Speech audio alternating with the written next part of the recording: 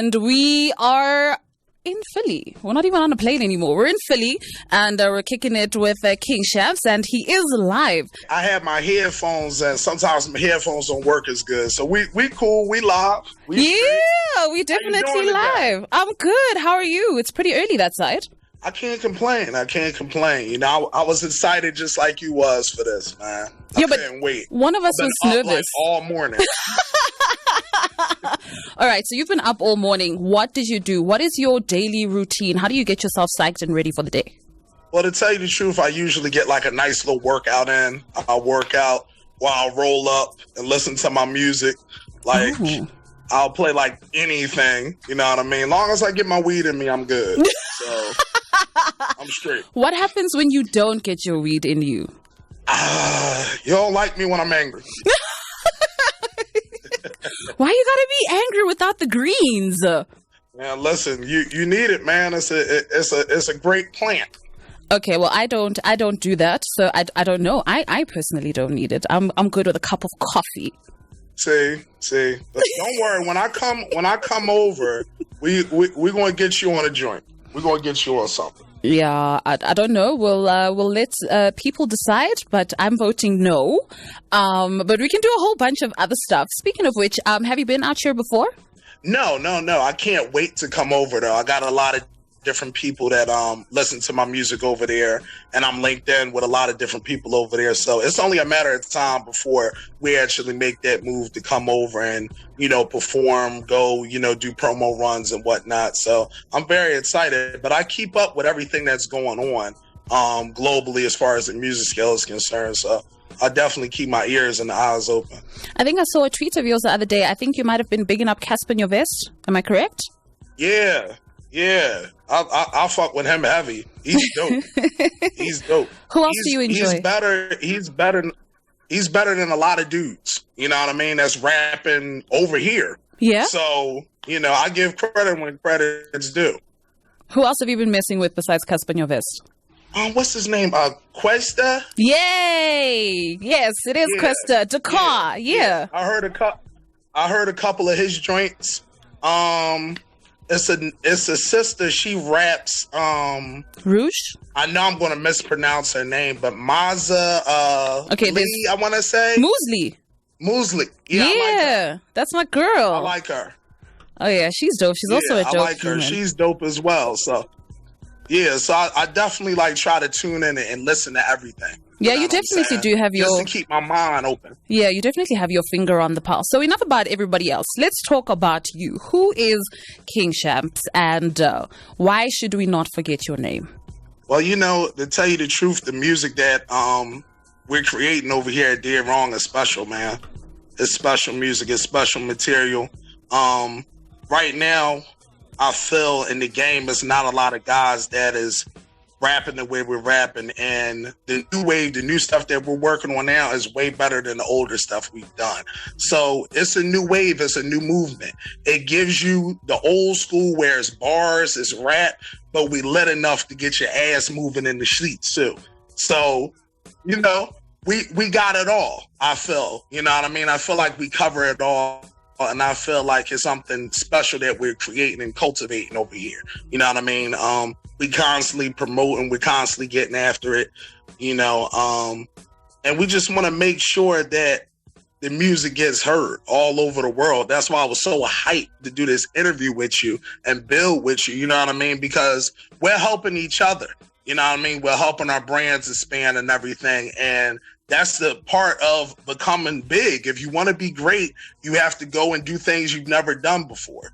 You know what I'm saying? So one thing about us is when you hear the music, a lot of people that's actually tuned in and listen to the music, they say it's unforgettable music. So that's what kind of pushes me, and that's what drives me for sure.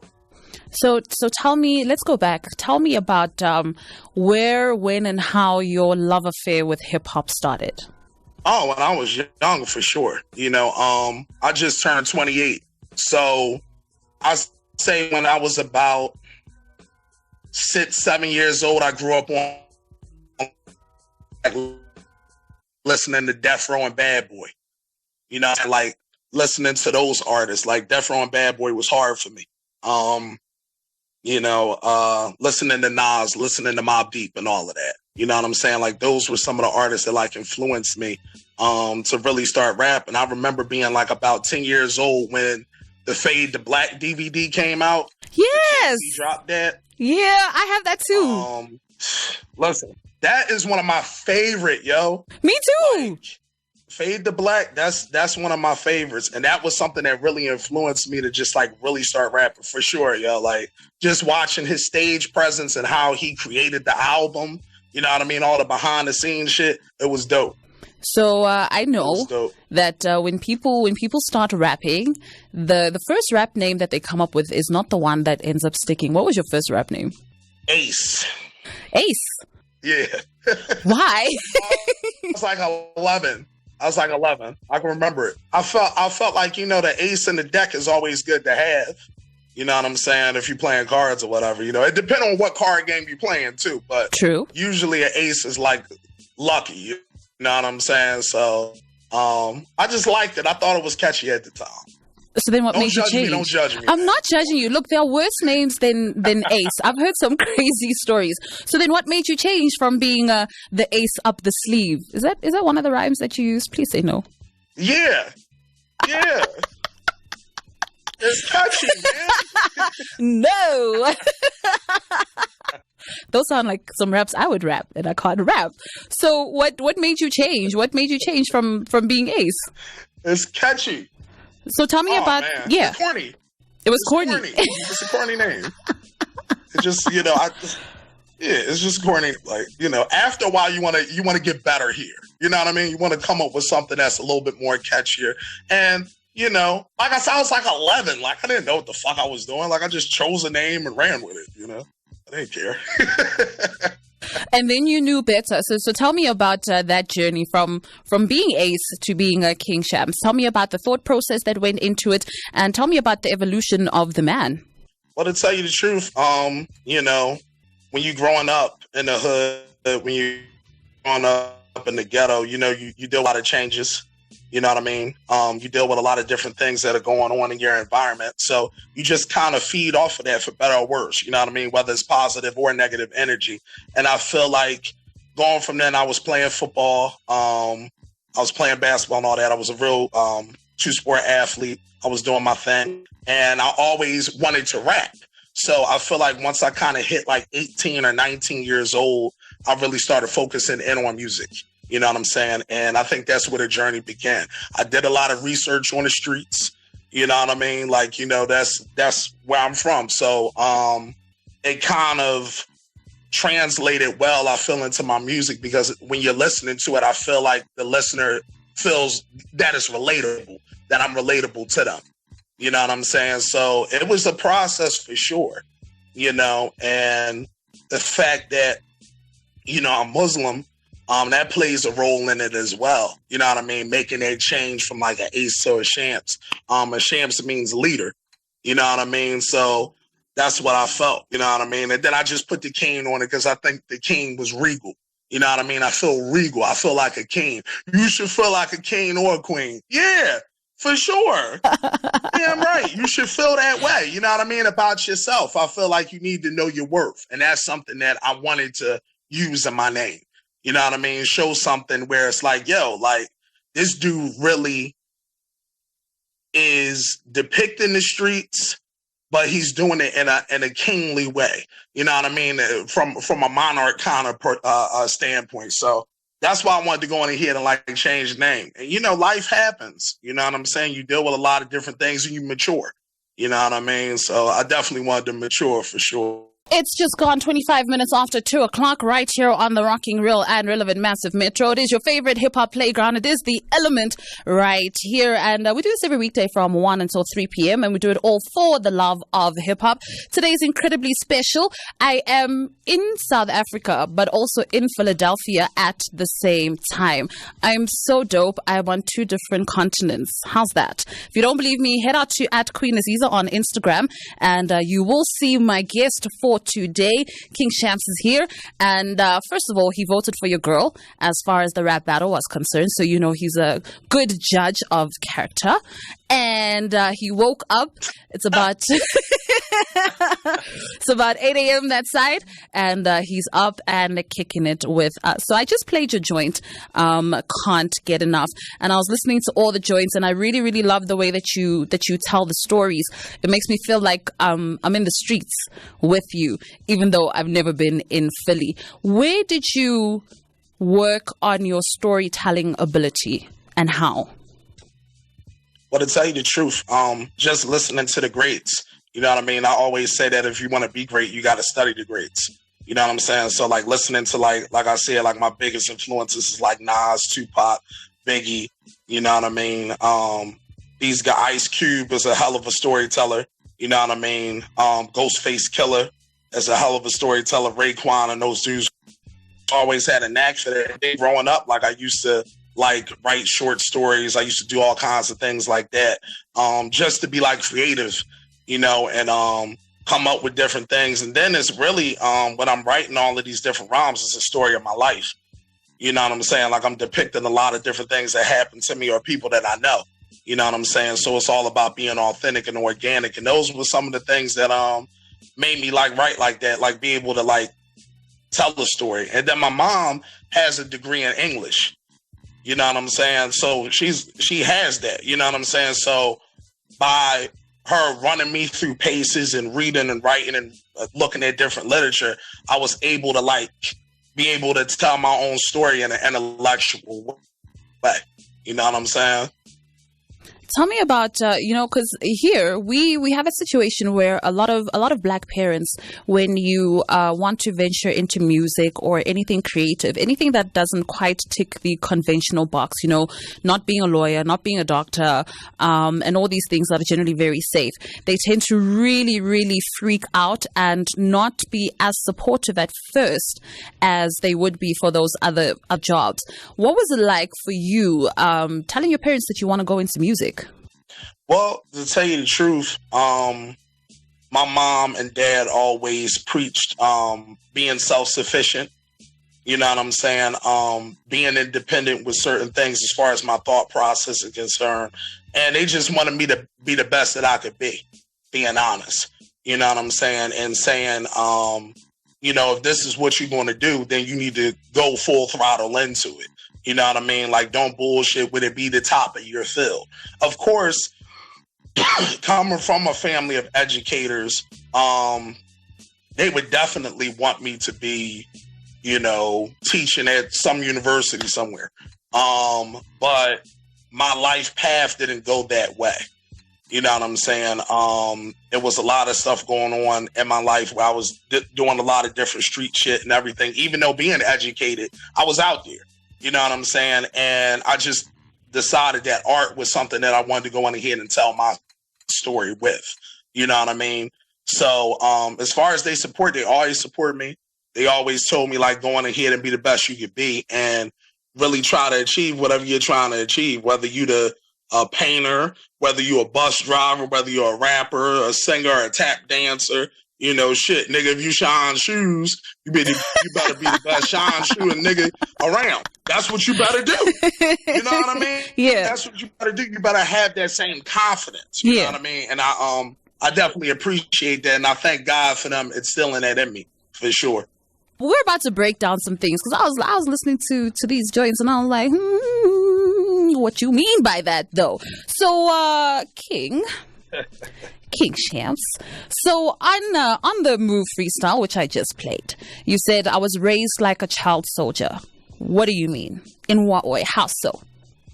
I mean, when you're out here in these streets, especially Philadelphia is one of the most dangerous cities in the country.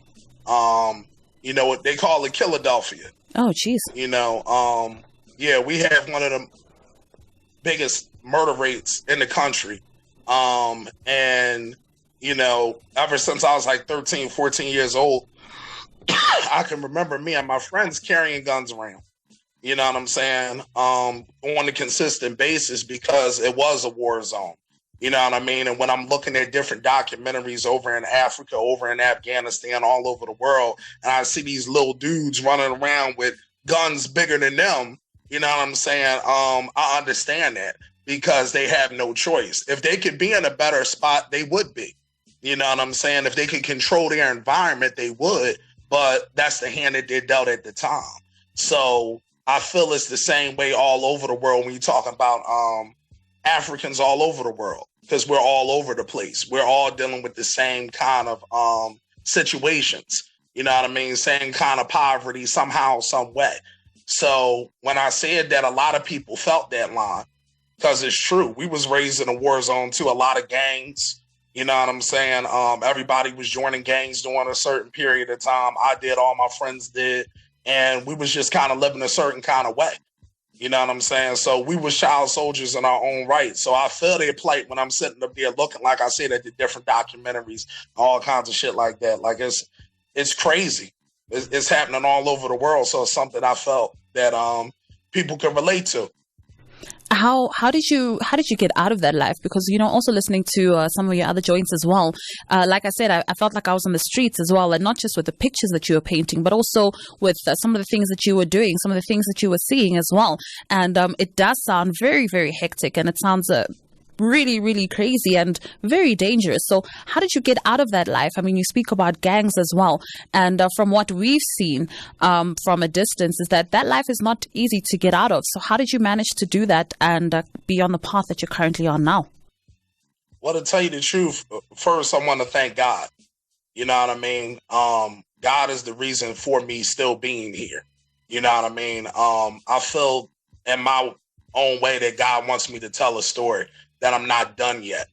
You know what I'm saying? That it's something he wants me to do. I was just having this conversation with my mom the other day. I said, that's one of the reasons I'm still here. I said, it's because I have a mission that I have to complete. I have to do something for him. You know what I'm saying? And we all have to go, but you want to leave a positive impact. And just getting out of it is easy if you want to. It's real easy if you want to. I feel like if you really put time in the streets and people know you're not for play, like you really have done like some crazy shit and you will run up on them, but you're trying to keep the peace, oh, you're fine. You're fine. If you've been carrying, listen, and that's real talk. Yeah. If you've been walking around carrying guns since you was 13, 14 years old, and all of a sudden you want to go on ahead and go a certain direction, and people actually saw you go from that age to now, they can't do nothing but respect you. If they real, if they fake, they want you to die in that struggle with them. So you got to be able to move a certain kind of way and let the snakes go over here and be able to go forward. You know what I mean? And it's just, like I said, I just thank God. I thank my mom. I thank my mom for constantly being there with me, because, you know, I went through a lot of different situations, going in and out of jail, doing different kinds of like real street shit. And she stuck with me, you know what I mean, through a lot of that. Same thing with my brother Azan, who produces all of our beats. Like, my brother does all of our shit. And we just got this vision. And I feel like if I'm a living testament coming from that life and actually showing young Black kids that, yo, you don't have to do this shit and you can be positive, you can go forward and do great things, then I'll be a living testament for that. Tell me about, you know what I'm saying? Tell me about the turning point for you. You know, I was listening to, so I like to listen to a lot of Les Brown, a lot of motivational stuff to start my day. And one of the things that he said often in his different talks is that there are just some people in life who need to hit rock bottom in order for them to change and in order for them to start going for the life that they know that they deserve. So what was rock bottom and the turning point for you? Well, to tell you the truth, I was a star football player, and, you know, I was still playing the streets. Like, I would leave football practice and go hang out with the Crips. You know what I'm saying? Those are my friends. I didn't care at the time. You're 16, 17 years old. You're in a rebellious stage, you know? And I feel like the turning point for me was when I was arrested. Like, the whole 9 yards, like 18 cops in your house type shit. You know what I'm saying? Like, and when I was living through that and dealing with that situation, I'm like, yo, this shit is crazy. Like, you're not expecting to wake up in your bed with guns drawn on you. You know what I'm saying? Like, really living that kind of life to the point, like, you know, it's a possibility, when you're doing those things, but you never think it can happen to you until it occurs. You know what I'm saying? So I was fortunate enough to get out of that situation. You know what I mean? You know, good lawyers, you know what I mean, can help a situation. You got to make sure you had it. That's something that they never tell these kids. Yeah. They're just like, oh, yeah, go shoot, you know, go steal, cool. Go do this, go do that. Yeah. But the lawyers is what gets you out of jail. It's dudes in jail right now that if they would have had better lawyers, they'd be home. You know what I'm saying? So nobody ever tells like the other side of the streets. And I feel like when I was sitting in there, I hit rock bottom, you know, from being a great football player and having a promising future to you sitting in jail with grown men all day. Like I like to see pretty faces like you. You know what I'm saying? I don't want to sit in here with grown men all day. You know what I mean? Like, I'm not doing this. That's crazy. That's insane to me. Yeah. So I'm not doing all of that. So I feel like that was definitely a turning point with me where I was like, hey, you know, you can spend the rest of your life in here if you don't, you know, straighten up and fly right. You know, and I felt like I had a lot to say. So for me, that definitely was a turning point, like going through that situation and coming out clean and being able to say, yo, from now on, I have to do something great because I'm getting too many opportunities. God's giving me too many chances. Yeah. You know? And after a while, God don't play with you. That's what I believe. Like, that's facts. Yeah. You know, like if you keep fooling around and you keep thinking shit is sweet, then God will just lead you to your own reprobate. You know what I mean? So I felt like, okay, I went to one box. I'm not trying to go to the other box like my friends and die early. You know what I'm saying? So that's something that definitely changed. That changed me for the better, for sure. So let's talk one more heavy thing before we get back into the music, but it all kind of ties together. What are your thoughts on what is currently happening in America, the Black Lives Matter movements, the protests that are currently happening? What are your thoughts on all of that? And do you have any ideas as far as solutions and trying to abate the killing of a lot of young Black people at the hands of police? Well, this is my whole thing. I believe it's an old African proverb. I don't want to misquote it, but you have to start everything in your home. Everything starts at home, from the way you're raised, from the way your community raises you, from the way your environment raises you. I have the mindset that I'm not mad at a hungry lion for biting if I keep giving him lamb over his head. And basically what I mean by that is this. We as Black people all over the world have to raise our children. We have to gain back our communities. We have so much power and we don't use it. Black people all over the world consume way more than we build.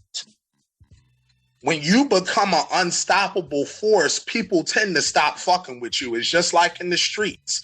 If people see you putting work in and doing different things, they become leery of you. So police brutality is real all over the world. There's no disputing that, but this is the thing. How about 100 Black men and women say, you know what, today in our communities, we're going to take back our communities. We're going to become the police and see what happens then. Let's try that out. Let's be able to say, you know what, let's raise our sons and daughters in a certain kind of way where they're already going in a whole nother direction, where I'm not saying they're not going to encounter racism, because we are. The skin that we have, we're going to deal with that. Yeah. That's just a fact. Yep. But the thing is, it starts in the home. We have to be able to do for self and be self-sufficient. Because once people see that we're a unit, once people see that we're unified and we're not playing with them, then respect is given. It's not going to be given when we don't love ourselves. Where in Philadelphia, most of the homicide rate is Black on Black crime. The police aren't going to care about me because I don't care about myself. And we have to be able to care for ourselves.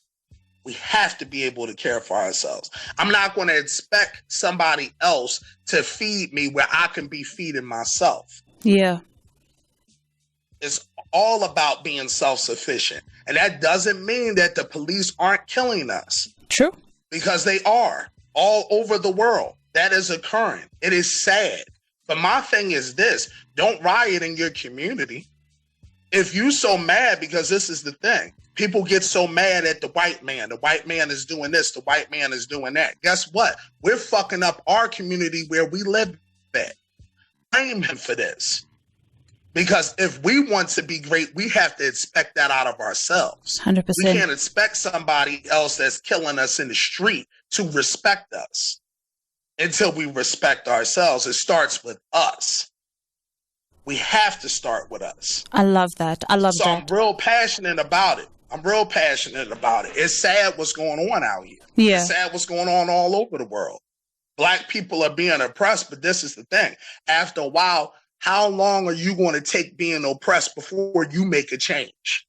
All right, so I've got two more things to ask you before I unfortunately have to let you go, but I want to do this again sometime soon. So if you had to think of hip hop as a human body, which part of the body would you be and why? I would be the heart. And why is that?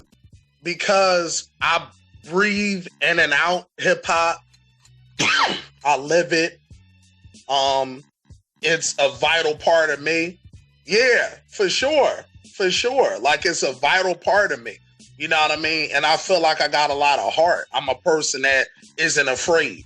You know what I mean? It's like no fear in me. You know what I'm saying? Like, that's a big thing that we always say. Does that person have heart? You know what I mean? Do they have like that heart to do this? Are they strong enough? The heart is the strongest muscle in the body outside of the mind. You know what I'm saying? And if I had to pick two, it would be the mind and heart. But the personality that I have, I would have to pick the heart for sure. I'm not even gonna lie, I have to pick the heart. That driving force. Yeah. That driving force, like, you know what I mean? Force of nature, really. Talk to me about your current music endeavors, what you're working on now, what we can expect towards the end of the year. I know it's been really, really crazy with the COVID-19 pandemic that's been happening in the world. It's put a lot of things on pause and on hold, but we look forward in faith and hope that everything's going to kind of come back together and we can resume with our plans. So what are we working on music-wise and what are we expecting from you? You touched on a major thing with this COVID-19 thing. It shut down all the studios over here. You know what I mean? So not like a lot of people are like going to studios and shit. So I've got a gang of music. But from Dead Wrong Records with myself and Azan, we're going to be putting together a label tape called Dawn of the Dead.